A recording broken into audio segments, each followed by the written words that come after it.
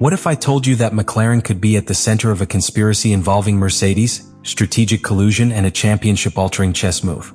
Was it just a mistake by Antonelli, or part of a plan to favor Lando Norris? From qualifying, it was already clear that the Qatar race was going to be critical. The extreme temperatures, abrasive asphalt, and unpredictable desert gusts required surgical tire management. The margin for error was minimal. Any miscalculated movement would be paid for with positions. And on a track where overtaking is an almost impossible task without the benefit of DRS, strategies had to be built with millimeter vision. Each round was a chess game. McLaren opted for a medium-load aerodynamic configuration, sacrificing top speed to prioritize cornering.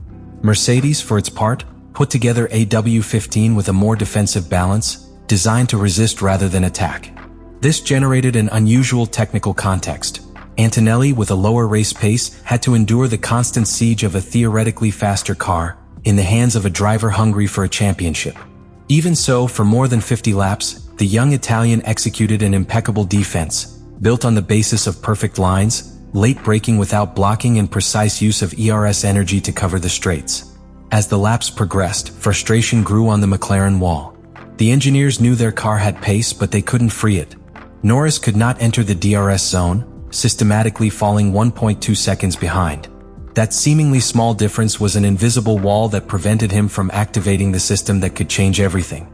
The most disturbing thing was that Antonelli maintained that margin with disturbing precision, lap after lap. There were no fluctuations. He didn't make mistakes. And all this with a compound that is more worn than Norris's. Behind this duel on the track hid a greater tension: the political and strategic ecosystem of Formula One.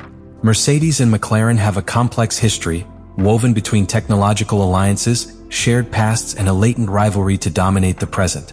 Some analysts were already beginning to speculate whether there was a tacit pact, a mutual interest in certain results occurring. But until then, everything was hypothesis. What no one could foresee is that the veil of speculation would be broken in a single turn. The penultimate one. The situation became even more critical due to the context of the championship. With every point at stake, the slightest gesture could decide the title. And in a category where milliseconds are monitored, the slightest slip could turn into a storm. Everything was at stake. And Qatar, under the artificial lights of the desert, was preparing to become the epicenter of the controversy that would redefine the season. What happened on lap 56 of the 2025 Qatar Grand Prix was not simply a driving error. It was a sudden and disconcerting alteration of the race script. For more than an hour of competition, Kimi Antonelli had woven an almost impenetrable defense. His Mercedes W15, although it was not the fastest car on the track, was executing a perfect plan. Keep Lando Norris out of DRS, neutralize any overtaking attempt, and protect his position in adverse conditions. The difference in pace between both cars existed, but the tactical intelligence of the young Italian kept it contained. The data was clear. The laps prior to number 56 showed a mathematical regularity in the behavior of Antonelli's car. Clean sectors, controlled traction, and most importantly, no sign of stress on the tires or the power unit. Everything under control. Until, suddenly, when exiting turn 9, the Mercedes made a mistake that did not fit with the rest of the pattern. Antonelli applied the accelerator prematurely, causing a loss of front traction that forced him to make an abrupt correction with the steering wheel. That gesture, apparently isolated, disrupted his entire approach to the next corner, turn 10, one of the most technical on the Lusail circuit. At that critical moment, his entry speed was more than 18 km per hour lower than his best defensive lap. That difference in Formula One is an eternity. But the most disturbing thing is that the error did not stop there. With the tires already contaminated by the excursion off the ideal line, and an unbalanced car, Antonelli suffered violent oversteer at the apex of turn 10. He had to take his foot off the accelerator completely. And then something unusual happened. He lost the runway limits. It was at that moment, right in the transition between turn 10 and 11, where Lando Norris made his overtake. He didn't need to force, he didn't need to risk.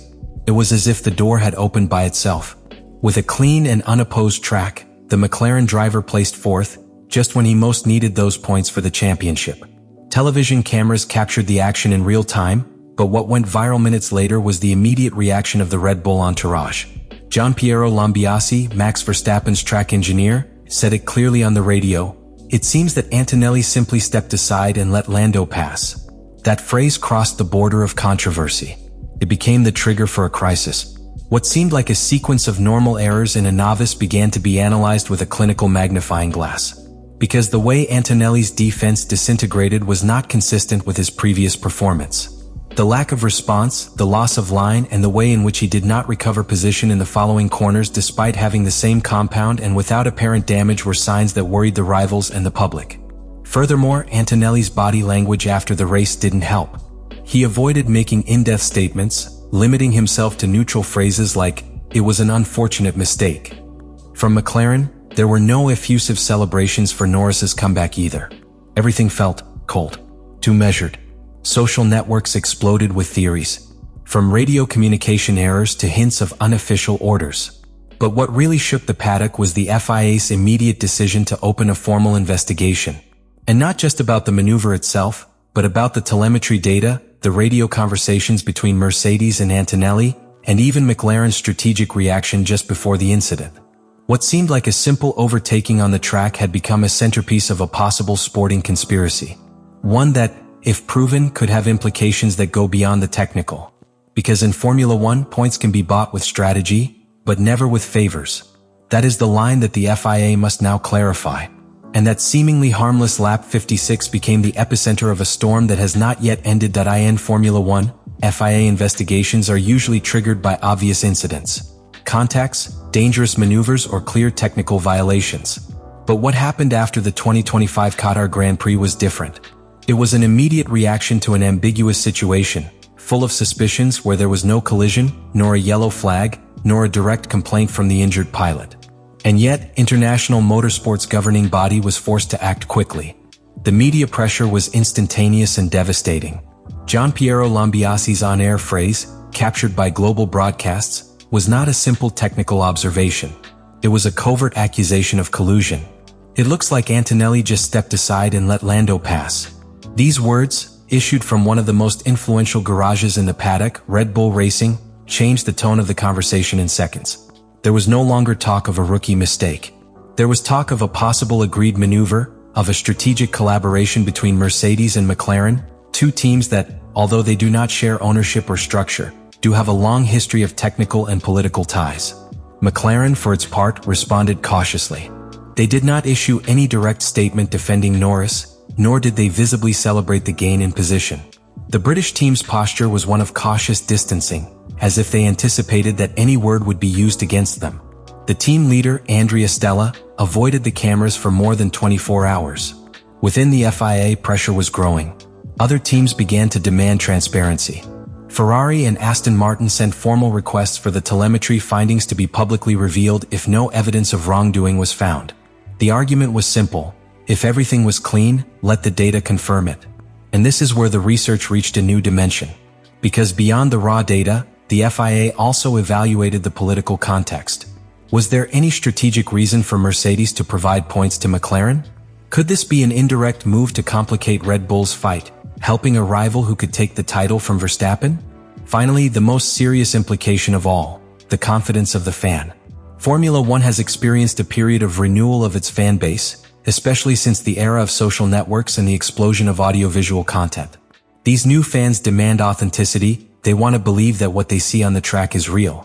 But if the feeling that the results can be managed behind the scenes sets in, the emotional bond with the sport erodes.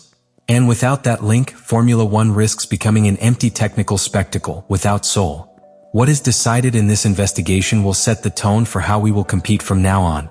If the FIA determines that there was no infringement, that Antonelli's mistake was purely human and that McLaren's reaction was legitimate, then it will implicitly open the door to new levels of cooperation between independent teams. That possibility, although legally complex, could alter the balance that F1 has tried to protect for decades, that of individualized competition, where each team defends its interests without cross-interference. Because if one team is allowed, by omission or failure, to influence the result of another without penalty, the nature of the sport will irrevocably change. On the other hand, if the FIA finds signs of manipulation, whether through indirect orders, modified engine maps, premeditated radio silences, or any other technical indication that suggests illicit cooperation, it will face a major dilemma. Imposing an exemplary sanction would mean entering a conflict zone with two of the most powerful structures on the grid, Mercedes and McLaren. There would be contractual, commercial, political, and media implications. But not doing so would be even worse. It would be renouncing the principle of sporting justice, which is the cornerstone of the championship's credibility. Let me know in the comments what you think about all this.